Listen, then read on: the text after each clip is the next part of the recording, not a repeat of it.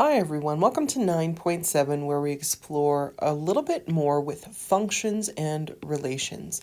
And to start our discussion today, we want to look at some common functions across the board. So in terms of common functions, we're going to take a deep dive into linear functions, quadratic functions, square root functions, and absolute value functions to start. So these are all familiar. We have graphed these kinds of functions in the past, but we want to make sure that you understand the difference between the forms that we use for each of those functions and what those graphs actually look like. So if we start with linear functions and just focus our attention there for a moment, when you see a linear function, you're going to see an equation one of two ways. It's either going to be written as y equals mx plus b, which we know to be the slope-intercept form, or it will be written as ax plus by equals c, which we know to be the standard form of these functions. When we talk about a linear function, I can give you some examples here. We could have y equals 3/4 times x minus 5 as a linear function, or we can write an equation such as 3x minus 2y equals 6. Both of these would graph as a straight line. So a linear function, as you know, is a straight line graph. Now we could build table of values, or we could use other methodologies in order to graph these functions, but I just want to show you some of the little hints that we can use depending on the form we're given for these graphs. So if we look at the slope-intercept form of an equation, we know the m value is whatever's sitting in front of that x, or the x variable. In this case, we know that that's the slope, and slope is steepness of a line. So it has a rise of 3 and a run of 4. So this particular line would have a positive slope, so it would be increasing as we traced it from left to right. Now, aside from that, this form of the equation also gives us the location of the y-intercept. We know the y-intercept of this graph would happen at -5. So we could do a very quick and efficient sketch of this linear function based on this form, slope y-intercept form. Standard form can be useful for other reasons. We can manipulate that equation and build table of values if we're talking about standard form. We could also find x and y intercepts quite easily with standard form. But again, we're just generally talking about common functions, and our first common function happened to be linear. I want to make note at this point that linear functions can have slopes that are positive, they can have slopes that are negative potentially, they can have slopes that are 0. All three of these depict some sort of linear function. What they can't have, though, is a slope that is undefined. A vertical line does not pass the vertical line test, so it's not considered a function. So when we're talking about linear functions, we're talking about lines that have a positive slope, a negative slope, or a slope of 0. The second type of function is a quadratic function. So quadratic functions we know graph as parabolas or U-shaped graphs. So if I were to sketch a quadratic function, it would either look like this, so a U-shape opening upwards, or it would look like a U-shape opening downwards. And we know important parts of this U-shape would be things like the vertex. So the vertex is either the low point on that graph or the high point on that graph. The vertex can be found very quickly and easily depending on the form, once again, for these equations. If we write this equation in the form y equals a times x minus h squared plus k, and be reminded that that's what we call the completed square form from previous modules. If we write your equation in completed square form, we can pick the vertex right out of that equation. So if we had, for example, y equals -2 times x plus 3 all squared minus 4, 3 is going to be your h value. That indicates that there was a horizontal change of 3 units to the left. So my vertex is going to start with an x value of -3, And -4 is your k value. That means we've moved this graph 4 units downwards. So -4 would be the y value of your vertex. So this form allows us to do things like state the vertex and see what the orientation of the graph is doing or how it's generally behaving. The other form we're going to see for quadratic functions is y equals ax squared plus bx plus c.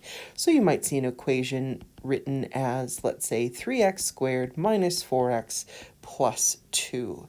Now this form, the standard form of the equation, is very useful when you have to do things like solve the equation.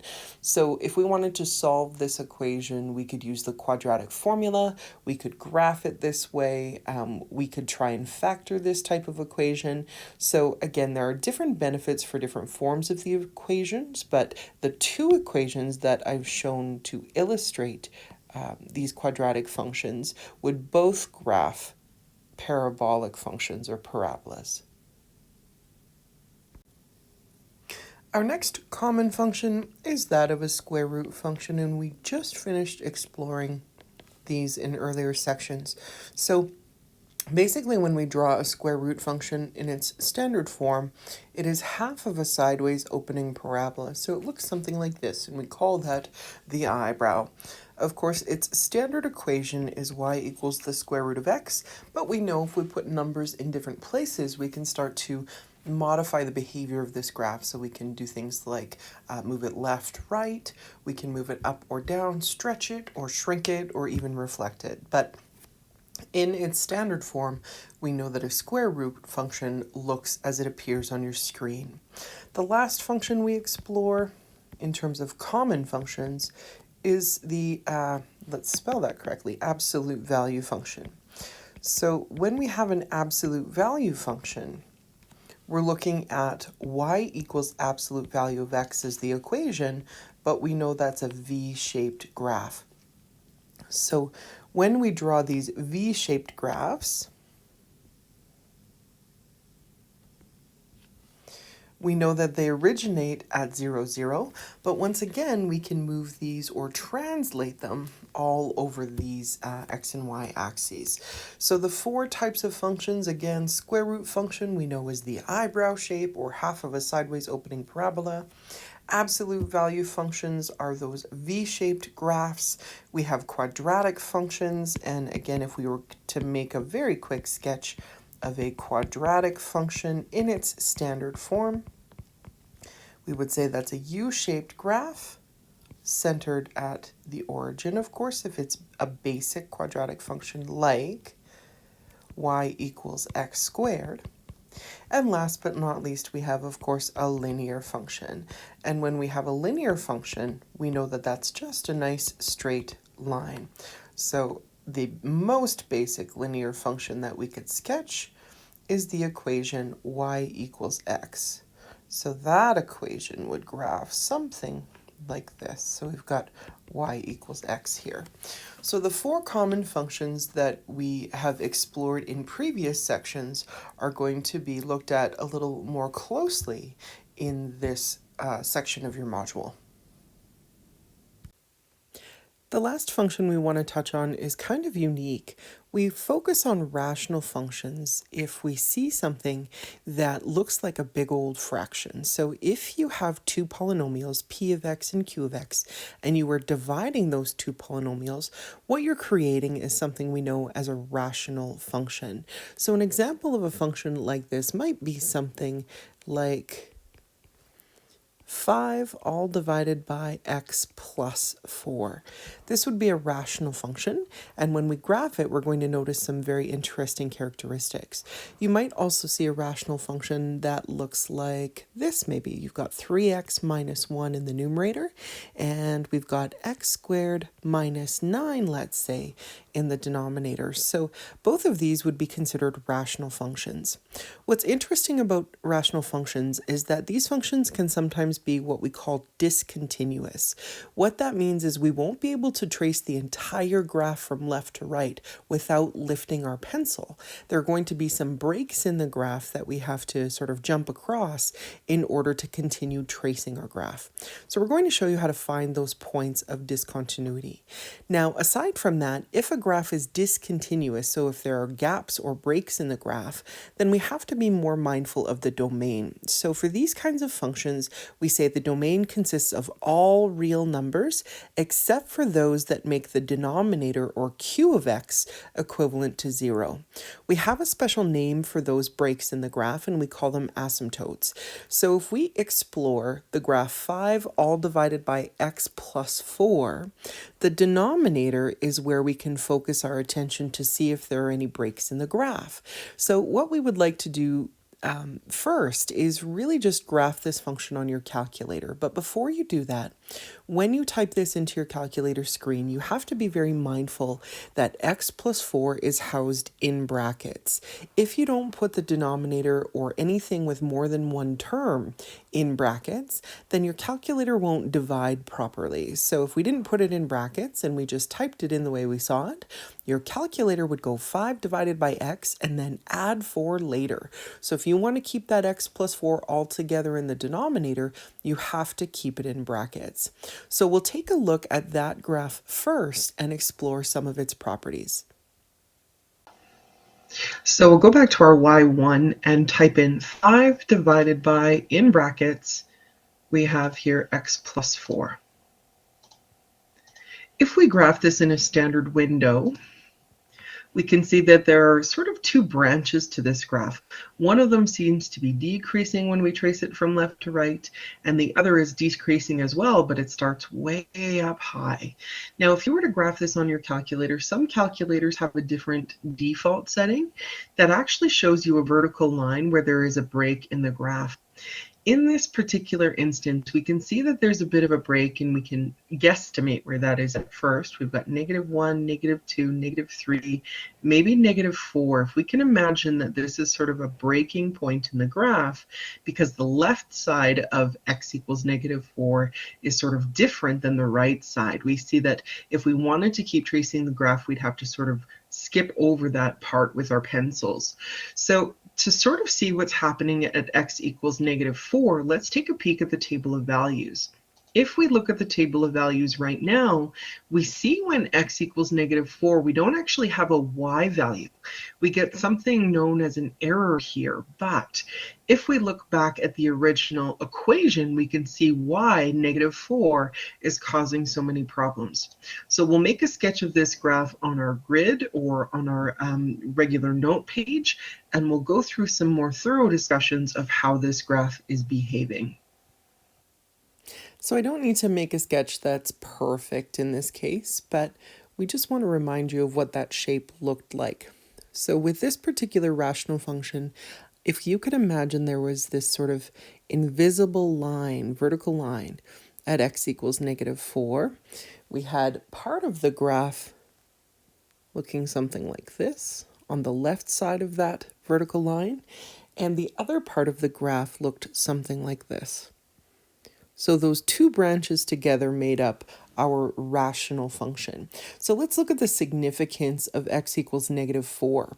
If we take a peek at the denominator of this function, we know that we have x plus 4 in that denominator position, but we also know that mathematically speaking, we cannot divide by 0. We explored this a little bit with non-permissible values in previous units. So if we know that x plus 4 cannot equal 0, then x can't be -4. That's a non-permissible value. What we want to talk about in this module is the fact that -4 is something we call a vertical asymptote. So we would say the equation of that vertical asymptote, which is where the vertical line is or that break in the graph is, the equation of that vertical asymptote would have to be x equals -4, We don't want to say x does not equal negative 4 at this stage, because if I said, where is the vertical asymptote, and you said x isn't at negative 4, then you'd kind of be illogical there. So you want to make sure when you're writing the equation of an asymptote, it is, in this case, x equals, because we're talking about a vertical asymptote, or that vertical line acting as a break in the graph. When we talk about the domain of the function, we can see that x could be anything in the whole wide world except for that value of negative 4. So if there's a gap at negative 4, we would have to say that the domain starts at negative infinity and continues to negative 4, but doesn't touch negative 4. So we're going to use a round bracket in that space. Then we have more graph to the right of that point, and it goes from negative 4 to positive infinity. So we know that x can be anything but negative 4 in this case. Let's see how this stacks up against the second equation, or the second illustration of a rational function. So we've got 3x minus 1 over x squared minus 9. Once again, because you have more than one term in the numerator and more than one term in the denominator, you're going to need to bunch those together in brackets. So again, if you have y equals, in bracket, 3x minus 1, close the bracket, and then we divide by x squared minus 9. When we hit graph, we will note that this graph behaves differently. So this graph seems to have three different segments in it. You've got one segment in the far left. You sort of have a funky little S shape in the middle of this function, and then you've got a branch happening on the far right side. If you were to zoom out, we would see that these little branches are not connected. So there are definitely gaps in this graph. And if we look at your table of values, we can see exactly where those gaps are. When we see the table of values, we notice that there's a gap or something funky happening at x equals negative 3, and there's also a gap happening at x equals positive 3. So those values of negative 3 and positive 3, once again, are significant. So we're going to make a sketch of this graph back on our notes page and dissect the equation once again. So there's a little more to this graph. It was more involved because it had more segments to it. But at x equals negative 3 and at x equals positive 3, I'm going to draw these dashed lines that indicate that there were breaks in the graph at those points. So these dashed lines, as you know from our previous example, are the locations of the vertical asymptotes. So the first branch of the graph was decreasing this way. The second branch of the graph was happening sort of through the middle part of our grid. And then the third branch of the graph was in the far right, of course. But if we examine the denominator of your original function, we have x squared minus 9. We know that we can't divide by 0, so that cannot equal 0. We can solve this little inequality a number of different ways, but the square root property might be easiest. So if x squared is not equal to 9 when we add 9 to both sides, then x on its own cannot equal plus or minus the square root of 9. We can take the square root of both sides. So that means x cannot equal plus or minus 3. So the location of those vertical asymptotes are coming from the denominator of the function. So we would say with proper notation that the vertical asymptote has the equations x equals plus or minus 3. You can list them separately if you like, or you can write them as one the way I've shown here. So the location of the vertical asymptotes are x equals plus or minus 3, but what that means is we actually have two gaps in the graph, or two breaks in our domain. So the first part of the graph is going to start from negative infinity. So remember, we're listing domain values as we trace this graph from left to right, and we're talking about the x's that are contained here. So domain is going to go from negative infinity to negative 3, and then we hit our first gap. That's the first vertical asymptote. We now have a middle segment between negative 3 and positive 3, and we have a far right segment that goes from 3 to positive infinity. Once again, we notice that the brackets at negative 3 and positive 3 are round brackets because we're not allowed to include those points. Those points are gaps in the graphs, or vertical asymptotes. So to focus a little bit on the last two examples we explored, we were actually finding the domain of those rational functions algebraically. When we use that word algebraically, it means we don't want you to use your calculator to analyze a function. We actually just want you to manipulate pieces of the equation to explore that domain. So if you are finding the domain algebraically and you have a rational function that you're dealing with, we want to explore or find non-permissible values in the denominator because those non-permissible values are not included in the domain for a rational function. So when we're finding domain of a rational function, we set that denominator equal to 0 to find essentially the vertical asymptotes, which are the breaks in the domain of your function. So to practice, we have example number 1 here. It says find the domain of the following function algebraically. So we want to know what x values are included as part of our domain. So if we look at the first rational function, we have f of x is equal to 8 all divided by x squared minus 11x minus 12. And the denominator of the function is the place that hosts the vertical asymptote, so potentially the breaks in the graph. So if we look for those spots, let's say x squared minus 11x minus 12, and we set that equal to 0, or you can say does not equal 0 if you're mindful that these are non-permissible values, then we want to solve this little quadratic equation, and this is factorable, so we're going to set up our two sets of brackets here. We know x times x is x squared, and factors of 12 that will multiply to give us negative 12, but sum together to give us negative 11 would be negative 12 and positive 1.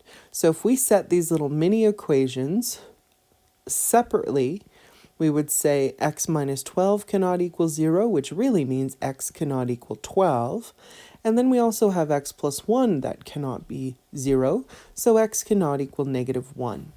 Sometimes it's really helpful to draw a little bit of a number line, especially if you have multiple restrictions, so that you are mindful about where these intervals in domain will start and stop. So if I can imagine this little number line represents all of the x values in my graph, I'm going to have gaps at negative 1, and I'm going to have gaps or a gap at positive 12 as well. So those are 2 points in the graph that we're going to have big breaks.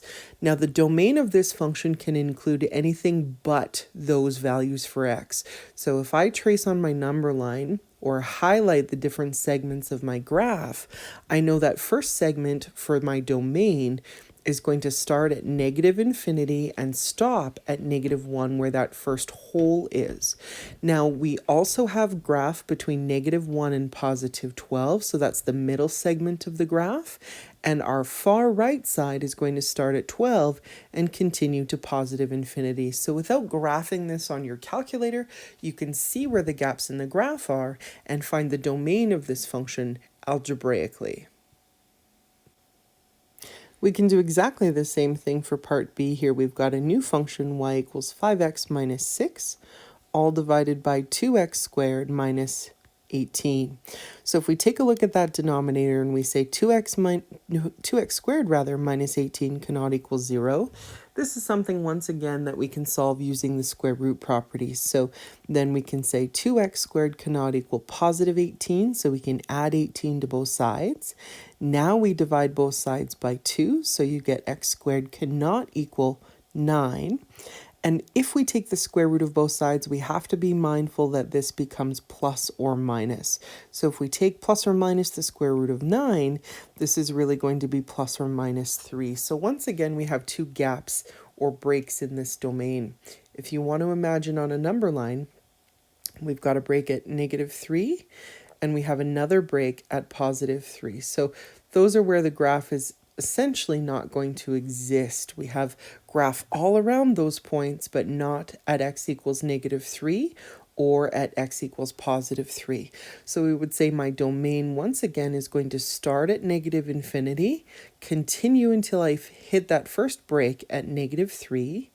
We have a second interval between -3 and +3, and then we have a third interval from 3 to positive infinity. So once again, we were able to identify the domain of this function by analyzing the denominator for a rational function.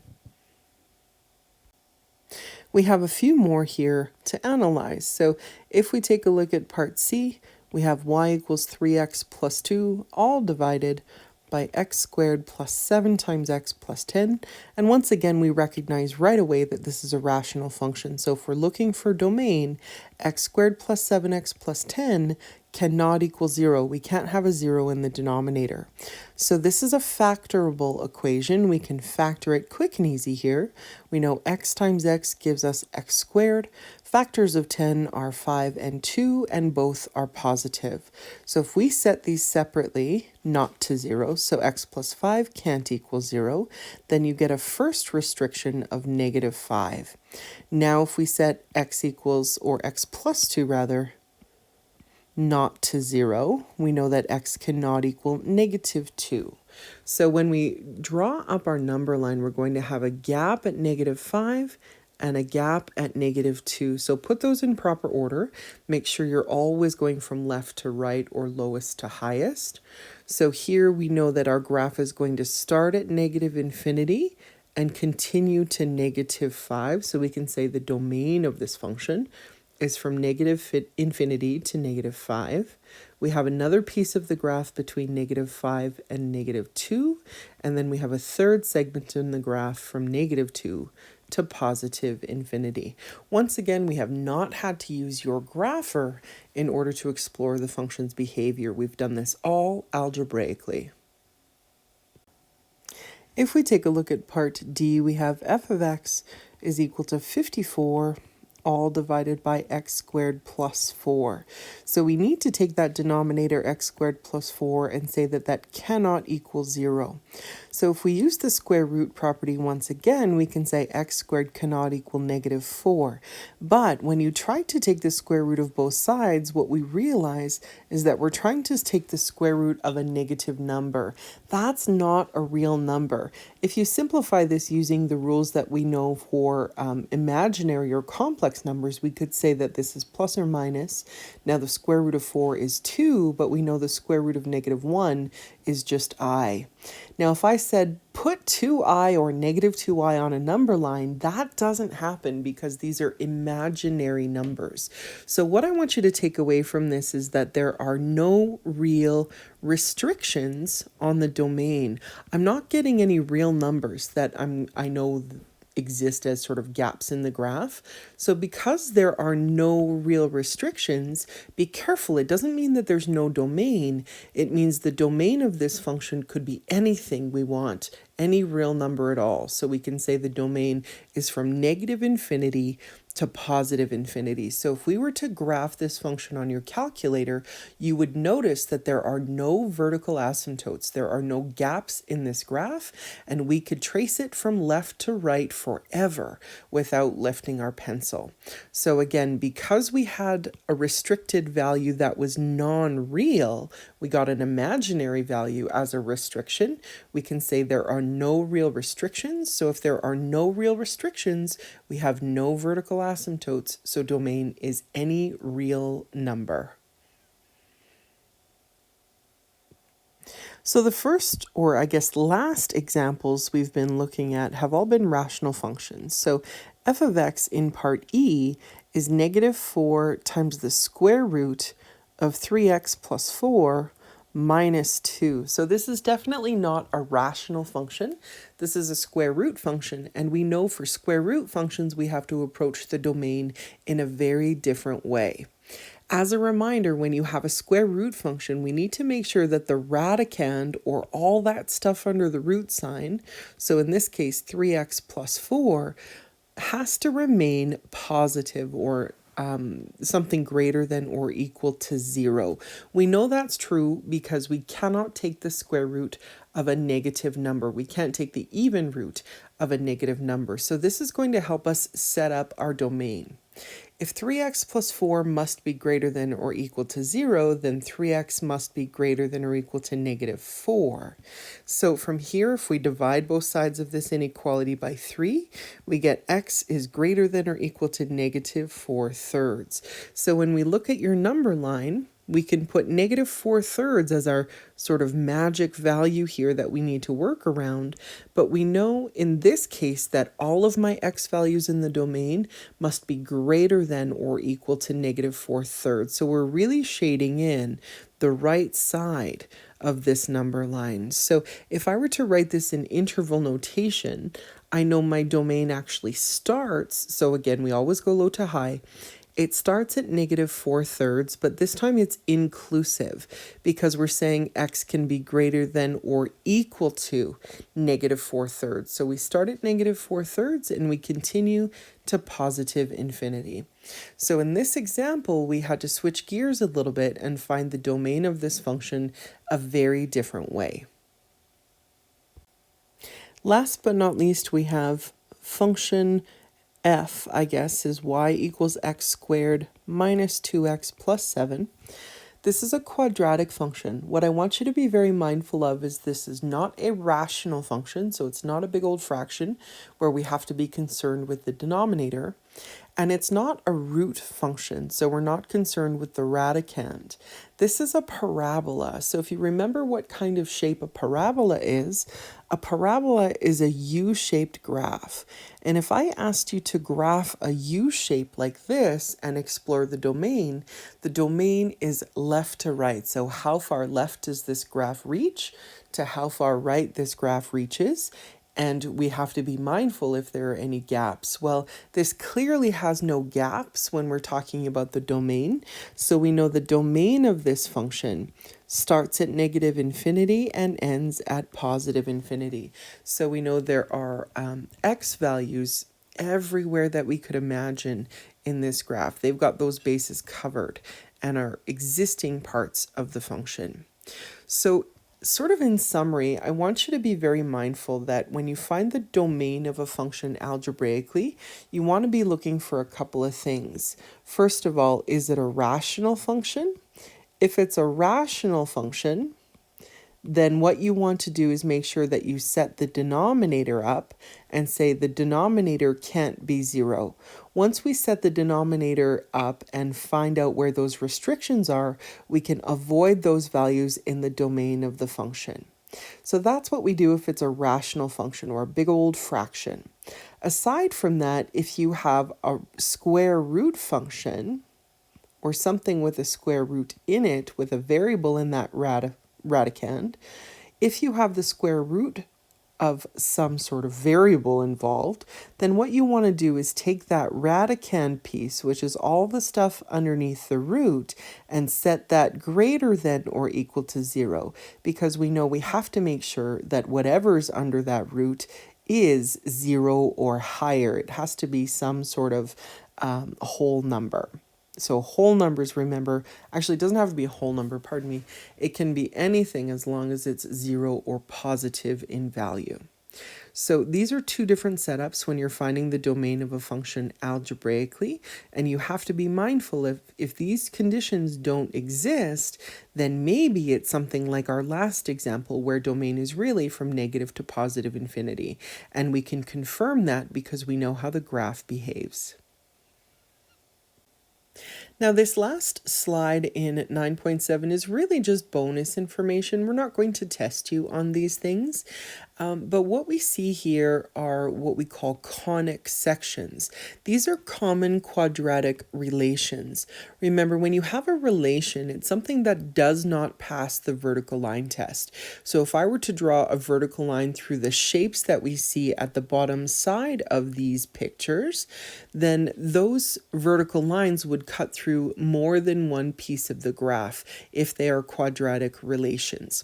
So there are things called double nap cones. If you can imagine those silver cones that are shown in these pictures are sort of with tips facing each other, if you were to sort of cut through those cones at different angles with different planes, and then you were to open up your shape, you would be creating different conic sections. And a lot of those conic sections are what we call common quadratic relations. So there are things called circles, which we know, of course, are very symmetric in shape. We have ellipses. So ellipses sort of look like squishy circles here. So we've got circles and ellipses. We have parabolas, which we know are U-shaped graphs. But if those parabolas opened sideways, we would have a relation instead of a function. And then we have things called hyperbolas. So hyperbolas are two parabolas facing in opposite directions. So if I were to cut through most of these functions, with the exception, of course, of the parabola they're showing, these functions would fail the vertical line test because they cross more than one point on the graph when I draw those vertical lines in place. So the three that we have drawn vertical lines over would be, in fact, relations. A parabola that opens upwards or downwards, but not both simultaneously, of course, is still considered a function. So once again, this last slide is just for interest's sake. You might see a few notes on this in your text as well. We're not going to be quizzing you on this content. It's just something that we wanted to include strictly for interest. So at the very bottom of this slide, though, you see the regular homework questions for this section. So please have a look at numbers 1, 5, and 6, and then 11 through 24. Once you finish practicing those questions, you might want to start pulling together some study notes about things like domain and all the different transformations or common functions that we've been utilizing so far in this module. As always, if you have any questions, please feel free to let us know. We're always happy to help you through it.